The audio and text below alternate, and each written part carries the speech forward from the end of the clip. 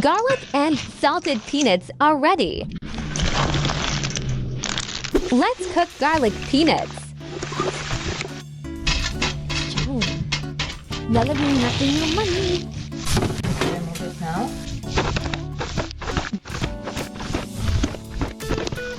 And let's continue to mix. Let's wipe it with paper towel.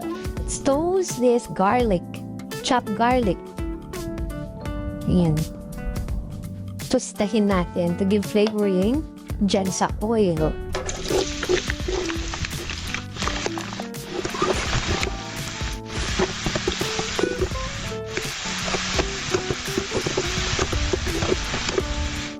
Cook until it became golden brown. Kaya nagpa-brown na siya, hanggang na.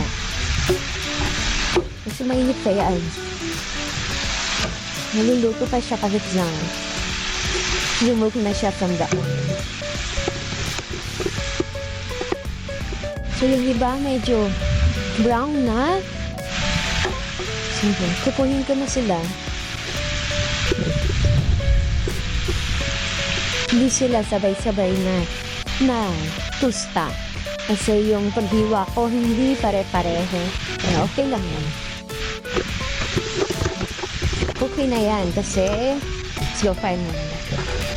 Ilalagay ko siya sa bibigyan ko siya kung saan ko ibigay yung manipab. Ayan.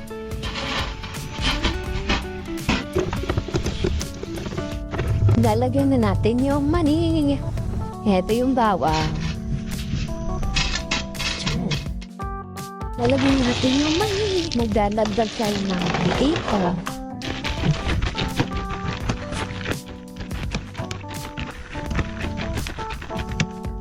Konti lang. Nagbabubbles na yung oil, so that means it's already hot. Umpisahan na natin mag-mix. Huwag masyado.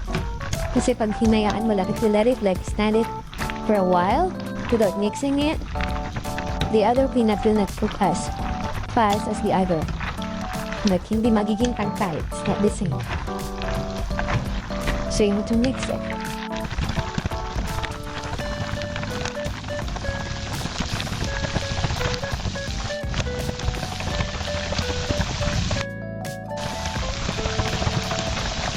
Let me try. It's good, no? Lower down the low fire. So we can set aside now. Put it in the draining pan. And then it will continue to cook itself by itself. Look at that. Like that. Let's remove it now.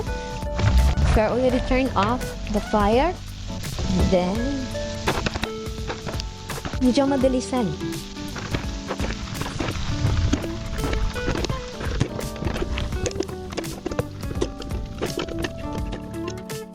And let's continue to mix. Mix it. Para mas mabilis mag-cool down. Then, i-wipe natin siya ng paper towel to lessen the oil.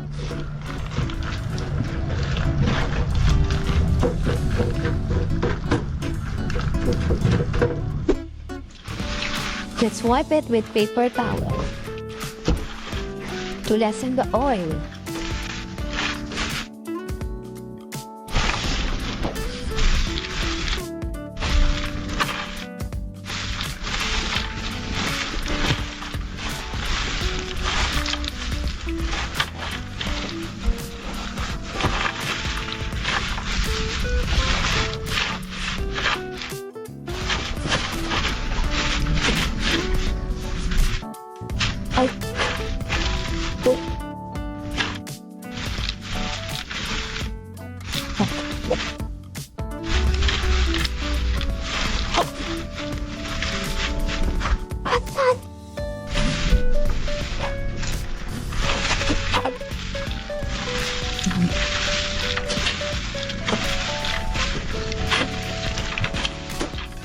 Now let's add salt and mix the garlic. Pink salt.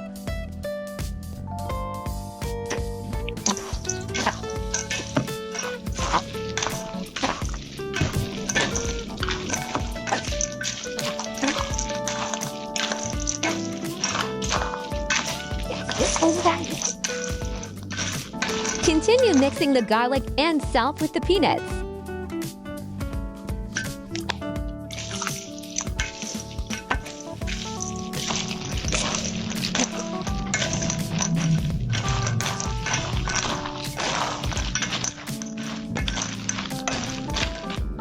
Garlic and salted peanuts are ready.